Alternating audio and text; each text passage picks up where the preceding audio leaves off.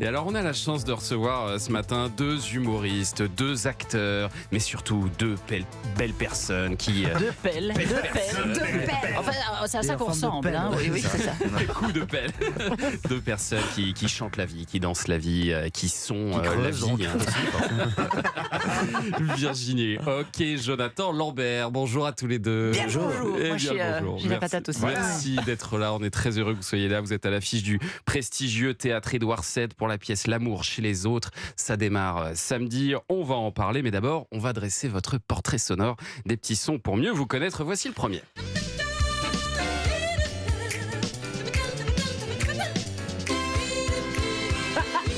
Ça vous parle, Merci ça Bernard. Ouais. Merci Bernard, bien joué. C'est beau, je suis très heureux de l'entendre. Mais oui. C'est une émission, une émission fondatrice pour moi. Pour vous, ouais. pourquoi Parce que je trouvais que c'était tellement inhabituel, tellement singulier, un peu surréaliste. Donc pour ceux qui n'ont pas connu, Oui, On moi, est je ne sur connais pas, FR3. merci c'est Bernard. vrai, Explique-moi. c'était Jean-Michel Ribes qui avait regroupé autour de lui toute une troupe de comédiens. Et C'est au début des années 80, entre 82 et 84. Ah, c'est si. Ah, Ouais. je Mais suis tu si- regardais tôt la télé. Vous Non, êtes une mais- personne, Parce qu'à la musique du générique, on dirait pas. C'est ça. Il y avait, on pouvait croiser Philippe Corsand, Claude Pieplu, Tony Marshall, Ouais. enfin voilà, plein de Eva Darlan. Et C'était et un peu barré, quoi. C'était complètement Ouais. barré, très surréaliste, et c'était absolument génial. Et c'est vrai. En fait, moi, c'est ce que je voulais faire. C'était ça. C'était des sketchs, faire rire les gens et être dans cette Mais tu regardais sorte ça en famille? d'absurdité, de liberté. Oui, mes parents aimaient beaucoup. Ouais, c'était sur C'était sur de la fiction FR3, on disait. FR3. C'est de la fiction ou C'était c'était de la vraiment fiction, du mais sketch? non, c'était du sketch. Donc il y avait par exemple Il y avait du parfois des costume et sketchs tout, hein, d'anticipation. Alors c'était la chasse aux nudistes. Donc on se rendait compte qu'il y avait des gens qui ou la chatose. Je me souviens, les gens se transformaient en chats. Donc J'ai eu on peur. essayait de. Je croyais que c'était une donc, maladie. ils dormaient sur des gouttières. C'est marrant Non, parce que c'est assez proche de votre univers à vous, Ah bah, Jonathan Lambert. non, mais je me souviens un jour avoir eu Jean-Michel Ribes au téléphone qui m'avait appelé pour peut-être un projet ensemble. Et je n'y croyais pas parce que c'était vraiment. Je lui disais, mais vous ne savez pas ce que c'est. Merci Bernard. Pour moi, c'est un truc qui m'a complètement. Voilà. À revoir, merci Bernard. Merci, Allez, c'est un extrait vrai cadeau. suivant.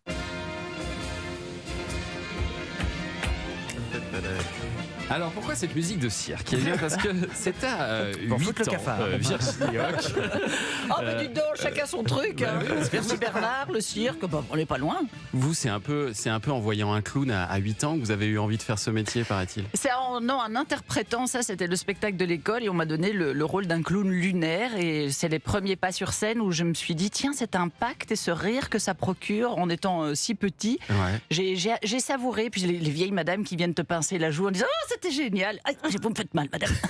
Et ben voilà, j'y ai pris goût à être pincée Vous le peut-être. faisiez avec le nez rouge, les grandes chaussures J'avais et tout ça, il y avait j'avais des longs cheveux, on m'avait mis des fils de fer dans les tresses et tout. Et c'était, voilà, mes parents étaient là, c'était la première fois qu'on faisait ça. Mais je crois que j'aimais surtout l'idée de la répétition. Et quand ce monsieur venait nous apprendre les textes, on devait faire un petit peu d'impro. Ouais. J'ai découvert ça là et j'ai adoré. Et puis après, en grandissant, à 18 ans, vous intégrez le Conservatoire Royal de Bruxelles. Ouais. Vous êtes une élève sérieuse, assidue. Très malheureuse. Vous décrochez même le premier prix d'art dramatique. Très malheureuse, Oui. pourquoi? Bah, parce que c'est une structure, le conservatoire, toutes les écoles sont des structures et la vie se passe après.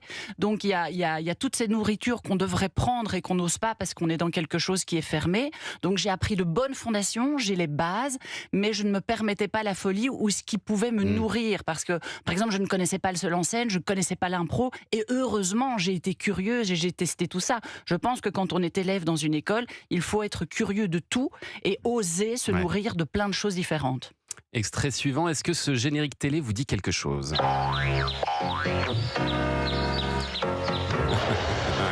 C'est sûrement pour Jonathan. Oh, je suis content de le piéger. Non, mais ça me dit quelque chose, mais alors j'arrive pas. Si je vous dis Véronica Loubry. Ah oui, alors. Ouais, c'était la mini fureur. La mini-fureur. vache, Vous ouais. avez animé la mini-fureur. Ouais, enfin j'ai. Pendant très 15 peu. Ouais, jours, c'est hein. ça, 10 jours. Non, c'était pas. à Noël, c'était exprès. pas un échec. Hein. Non, c'était pour Noël. C'était prévu pour être. C'était à l'époque où la fureur cartonnait. Fureur La d'Arthur. fureur Ouais. d'Arthur, et ils avaient eu l'idée de faire la mini fureur pour les mômes, enfants, hein. ouais. Voilà, Ouais. c'était un programme qui passait, je sais pas, à 17h ou un truc comme ça. Et à l'époque, vous pensiez devenir animateur télé? C'était ça votre objectif? Parce non, que vous non, aviez non, fait non. des choses avec Jean-Pierre Coff Oui, aussi. non, mais il se trouve que je travaillais dans la société Case Productions, qui était donc la société d'Arthur et de Stéphane Courby, quand il y a eu ce truc, je crois, qui s'est fait un peu en dernière minute, ils savaient que j'avais déjà un peu animé, donc ils m'ont proposé, parce que c'était un truc très très... comme il n'y avait que 10 numéros, ils se sont dit c'est peut-être pas la peine d'engager D'investir. de trop parier. On va prendre le stagiaire là Voilà, plutôt. et c'était un peu et je dis oh bah ouais tiens pourquoi pas, et voilà. Bon, et alors, autre souvenir, ça c'est pour vous cette fois-ci, Virginie. M'en doutais. Ah bah c'est Annie Cordy. Chocolat. Ah vous connaissez. Hein. Si tu veux aller un peu comme moi, je donnerai des ananas. Vous êtes une grande admiratrice d'Annie Cordy. Vous rêviez qu'elle vous mette en scène. Bah oui, mais j'avais la chance de la connaître en dehors de la scène. Et puis c'était quelqu'un qui... avec sa nièce Mimi, je savais que quand elle me téléphonait pour me donner un avis sur quelque chose qu'elle avait vu, c'était toujours franc et honnête. Quand c'était bien, alors je savais que c'était vraiment bien, et quand c'était pas bien, ça, elle se gênait pas pour me le dire. Donc c'est quelqu'un que j'ai connu, et sa rigueur dans son travail, parce qu'évidemment on connaît Chaud Cacao, mais tout ce qu'elle a fait, les films, elle avait toute cette palette de comédienne que je trouvais admirable. Et au niveau du corps aussi, elle m'impressionnait, et je crois que c'est un modèle que j'ai envie de garder, parce que corps vieillissant, j'aurais envie d'être mobile le plus longtemps possible, comme l'a été Annie. Oh, c'est une belle phrase. Allez, on parle dans un instant de votre pièce, les amis, L'amour chez les autres. C'est à partir du 20 janvier au théâtre Édouard VII. À tout de suite sur Europe 1.